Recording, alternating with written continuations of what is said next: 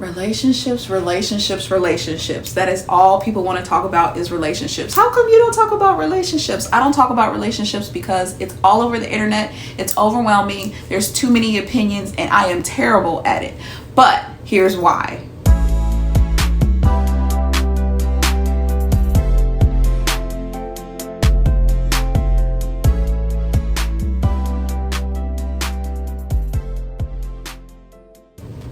Hello, Healing Fam. Welcome to Healing Not Heal, where we will talk about all things mental health and holistic wellness in a very transparent and culturally competent space.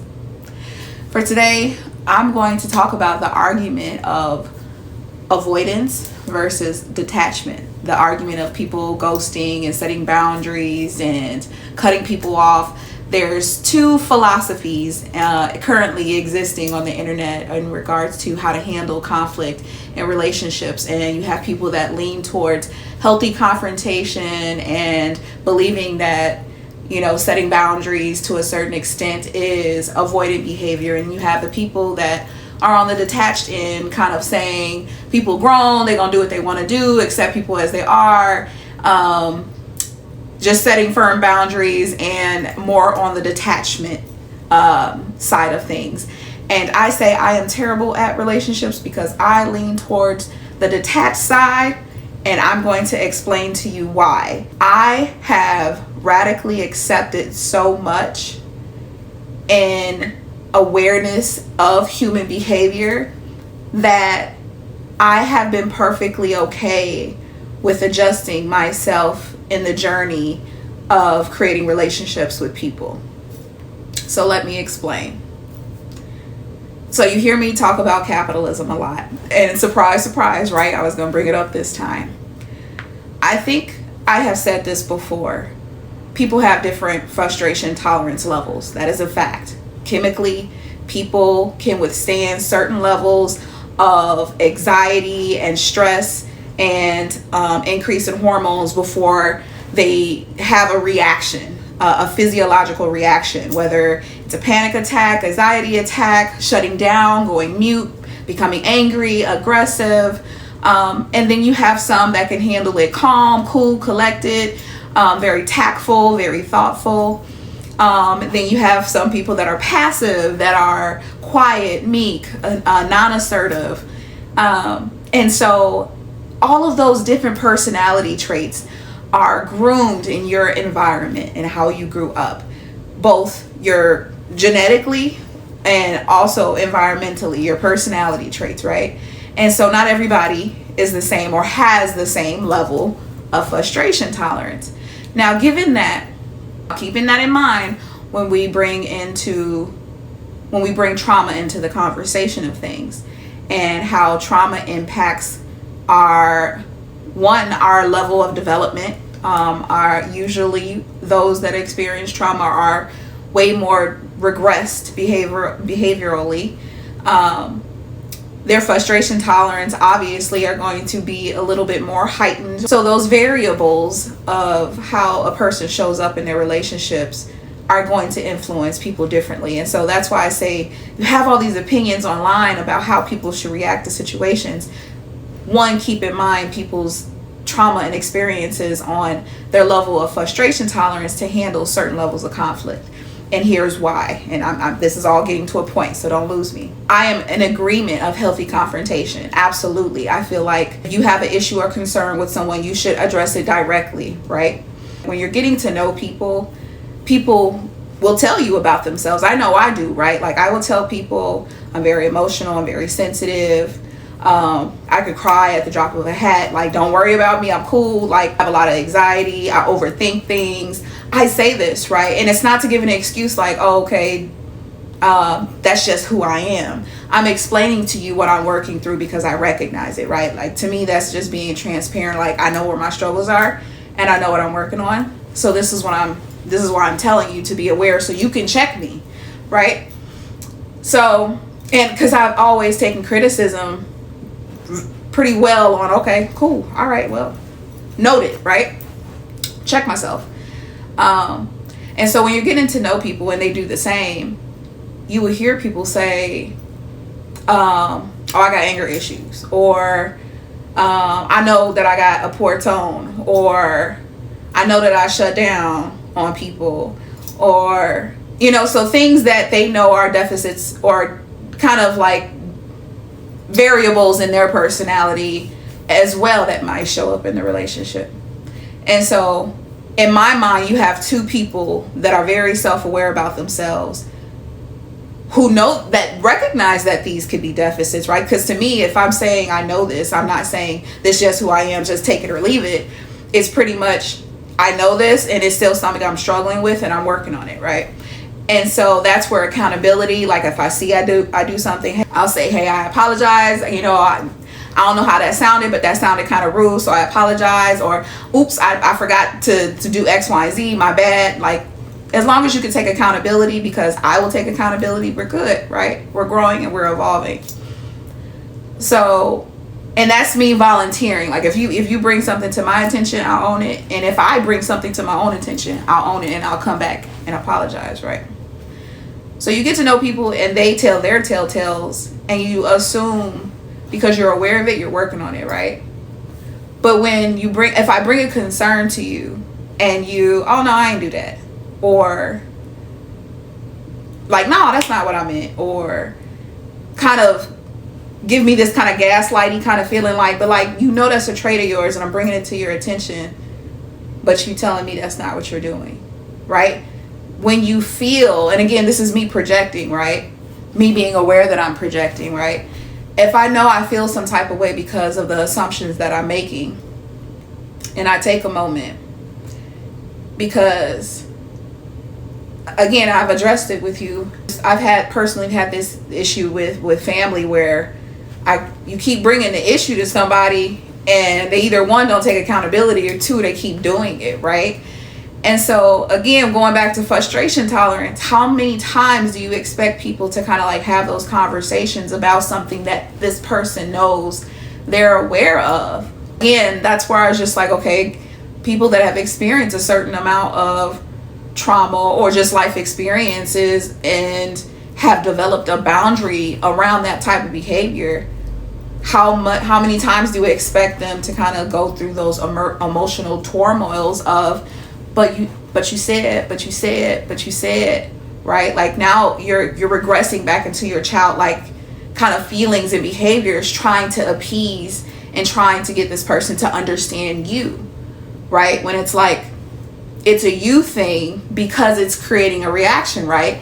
But if I tell you that this is a behavior that you acknowledge you have, and it's no longer a compatible relationship, if you can't see that, it causes me distress, and that distress is my problem, right? And so if I go and I take a moment to process and self-regulate my own emotions, then that's just me self-regulating my emotions. Now, again, I can decide to keep diving into this relationship, and if it seems like it's regressing, then, people are going to do what they need to do for themselves. But if you've had those conversations, is it detachment when you choose yourself? Is it avoidant when you choose yourself, when you've addressed the issue? And I think that's where there's miscommunication in some of those conversations about detachment versus avoidance, because people won't acknowledge conversations that's been had and just feel like people's reaction to it come out of nowhere. And a lot of the times it doesn't. A lot of the times it's a buildup of multiple disappointments, multiple situations, multiple sly comments, multiple inconsiderations. And so again, you have to know your audience, right? Like, do you see someone taking accountability for that behavior when it's brought to their attention? Or do you see them brushing off your feelings every time you bring something to their attention? Do you see compassion on like, okay, that wasn't my intention. I apologize that I made you feel that way, right? Like, does it come with compassion, or does it come with like dismissing your feelings, right? And so how often do you expect someone to dismiss their feelings in a situation before they become numb to it? And so for me, I think I've radically accepted, and going back to my point about the trauma situation on frustration tolerance, and why I think a lot of people are more detached and avoidant now than dealing with healthy confrontation, is because right now we are going through so many global crises that there is so much vicarious trauma on the internet from seeing so much going on in the world. I think a lot of people have a lot of low frustration tolerance on top of capitalism and exhaustion and burnout and overworking, that no one has the level of sensitivity to deal with conflict in the ways that are deemed healthy. Because and I think we're on the pendulum of a different generation of, our parents didn't talk about anything. Everything was swept under the rug. The uncle that touched you got to come back the next day type of situation. And so now you have people who are no longer dealing with sweeping it under the rug, and they've taken the whole other spectrum and just have completely decided not to tolerate certain behaviors anymore. And so I feel like everybody feels like they're the victim, or they don't want to have their perspective or have their ego kind of attacked or tainted. It's like everybody's guarding themselves, everybody's protecting themselves. I think everybody has an emotional wall up right now, and everybody's very emotionally sensitive right now, on a societal level. And so that's why I feel like the impact is way more exacerbated in the dating world, in the relationship world, in the friendship world, in the family world. Everybody is burnt the hell out. And so that's when my radical acceptance part comes in on, like, you know what? I know, like, if when I get irritated, I'd be like, it's a you thing. Like, it is. Because I can recognize, like, okay, that's a trigger for me. Why is it a trigger for me? Okay, I'm insecure about, like, I don't like condescending tones. I do not talk to me condescendingly. Don't belittle me, like shit like that.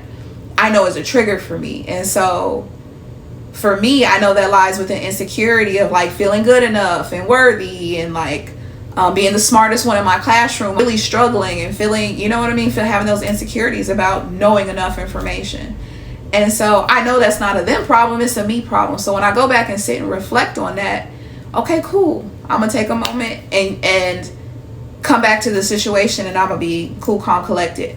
But if the behavior continues, I'm just gonna deal with you different. And that's just a boundary for me, because again, I know my frustration tolerance, and it's ever evolving and growing, but every day a sister is still growing. So it's like, I don't meditate because I'm the cool, calm, collected, like, I love to be, but I can go from 0 to 100. And so that's why I be like, take a time out. I am such a timeout girl. Everybody's overstimulated. I know I'm easily overstimulated. And so that's why I try to not dump that on people, but make them aware of, like, when I need a timeout, I'm going to take a timeout.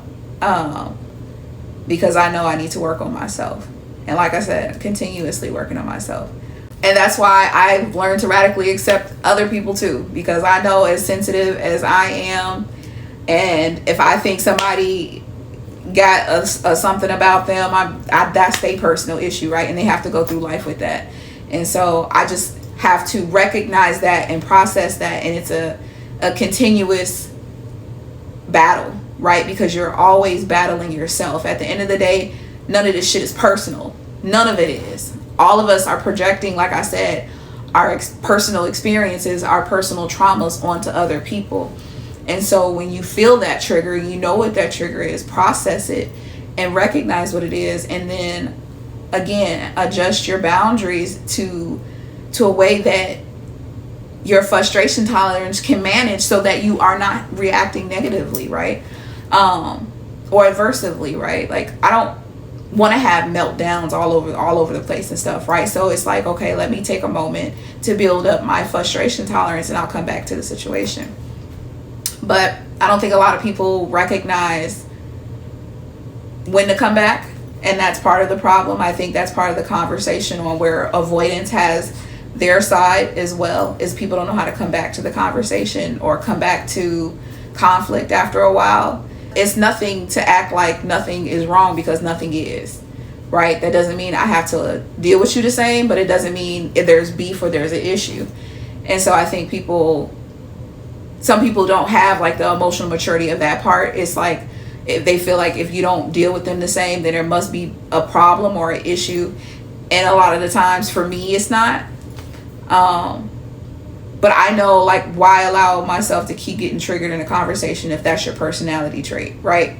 So that's where people need to learn when to come back to the conversation, and if to come back to the conversation. Like, the situations vary. How do you re-enter the conversation in a way that you feel comfortable and the person doesn't feel attacked off of your trigger, right? Relationships are hard. I feel like it's too much nuances. There's too much information on the internet. I feel like there's too many experiences that are so abnormal that we're normalizing, that people are reacting very aversely to. And at the same time, while everyone is working, no one really knows how to cope. No one really knows how to self-regulate. No one really go for a walk, walk it off, go touch grass, go meditate, go read a book. And so it's like, when you see me doing a lot of those things, it's again, me self-regulating myself. I think people struggle with sitting with themselves and just not knowing how to cope with their emotions. And so it becomes a situation, it becomes a dynamic that doesn't exist. So even my own self-awareness and anxiety on, like, my hyper activity in my brain, right? I even think about things that I bring to this platform, right? On how it could be perceived as passive aggressive. But I also thought about, like, you know, when you see all those content creators on those platforms giving all of those advice, and health coaches giving all those advice, people that have no clinical background, no clinical experience whatsoever, no real actual health coaching, certification and things like that. They are speaking on lived experience. And so they have that crowd of population and people that follow them and relate to them. Who do you think those people are talking about? Or how do you think they gained that knowledge or insight? Or, who do you think they had those experiences with, right?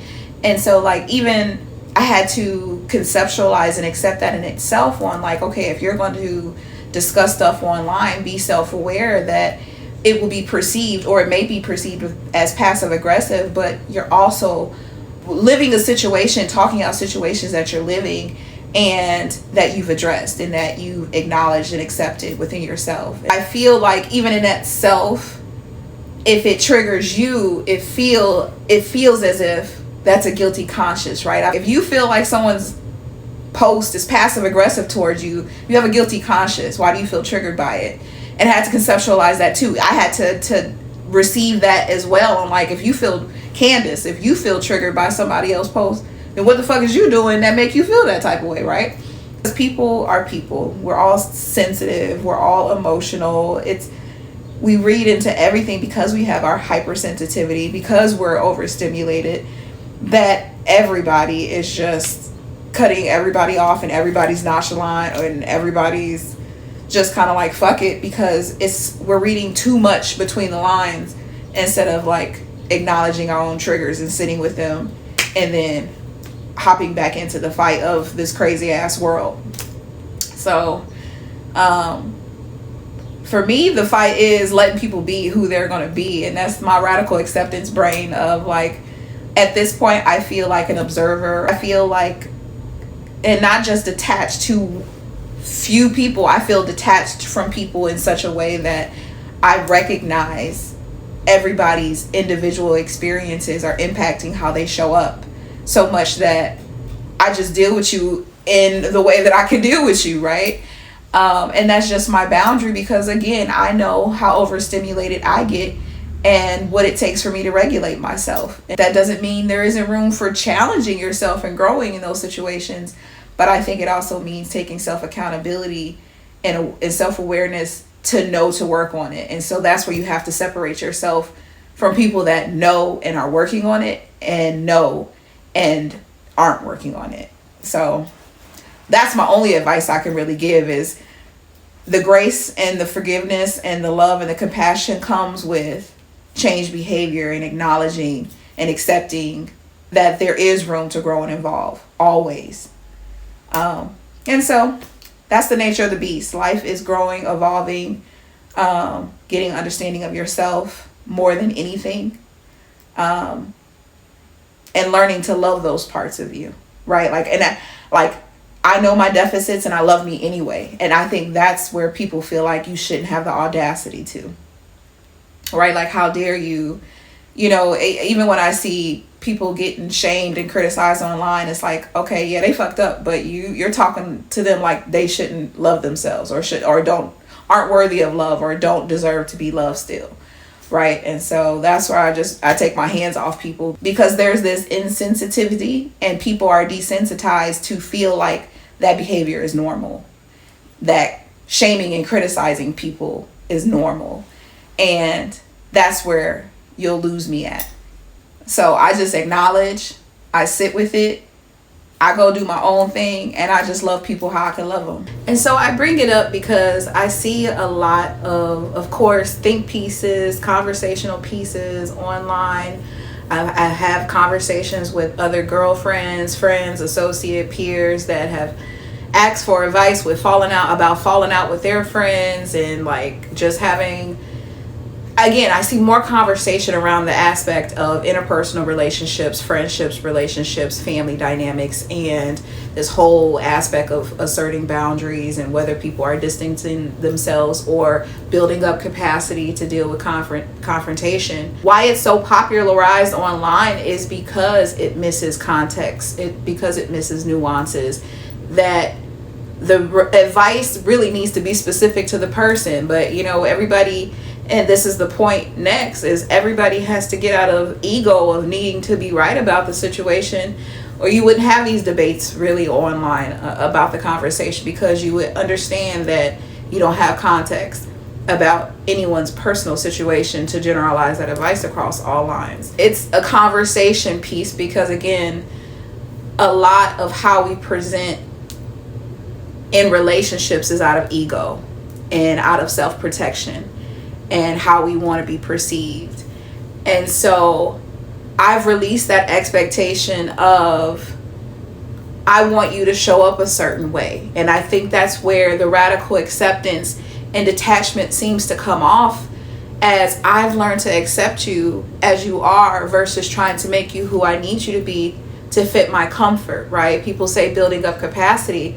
My capacity is, I know my triggers, right? And I know that I can't personalize your behavior, right?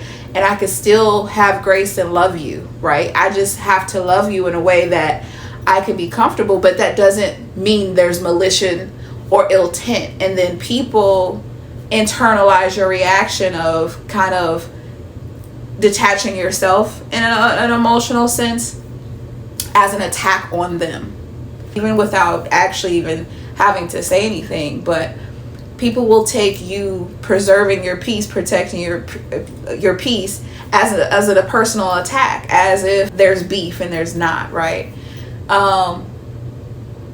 At least speaking for self, right? Like, people taking time and space away from those that disrupt their nervous system, when our nervous systems weren't continuously meant to be tested in the way that it's being tested these days, it's hard to conceptualize a right or wrong answer, in my opinion. Like, I am all in support of people cutting me off if I disrupt their peace.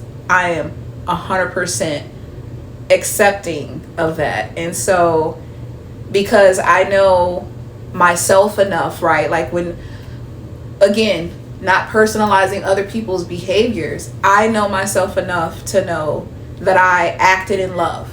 That whatever I've done for other people, I've acted in love. You know what I mean? Like, I never did anything to that person to have them feel like they should feel like it's a personal situation.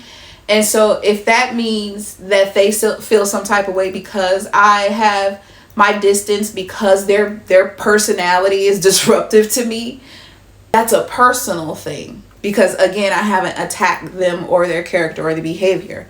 I still show up. I'm still responsive. I'm still caring. I'm still loving. It's, again, and I think I've said this in previous videos, it's, I don't rely on you for emotional safety, right? That's the emotional boundary that people can detach and no longer say, okay, I don't have emotional safety here. I can still love you. That doesn't mean there's beef. That means that you don't have my best interest in mind if I brought something to you and you haven't taken it seriously. Even when friends, family, associates come to me and ask me for advice about friendships and relationships, I ultimately say that you have to do what's best for you. At the end of anything I say, because I've taken in the context, I've taken in, the dynamics that you've told me about, and ultimately you have to nurture you in a situation that if you've brought concerns to people and it seems neglected, at the end of the day, you have to nurture you and you have to do what's best for you. And so whatever step you think that is, whatever it is that keeps you regulated, that keeps you stable, that keeps you sane, that keeps you feeling safe, that keeps you, whatever is going to help you through that moment, because I'm assuming whatever you bring up to me is a crisis, right? And not necessarily like, oh, you're going to hurt yourself or others, but obviously you're dysregulated, right? And what is going to regulate your nervous system? That's the advice I'm going to tell you. Do what's best for you. Again, everyone's frustration tolerance is different. And so people come to their own conclusions. They just need to process it out. And a lot of the times, and that's why I've learned to not vent to people anymore and just kind of like process with myself, is people don't give space to let you process it out. People want to give advice or be dismissive or kind of like tell you what to do. And I'm a believer of, you want advice or you want me to listen?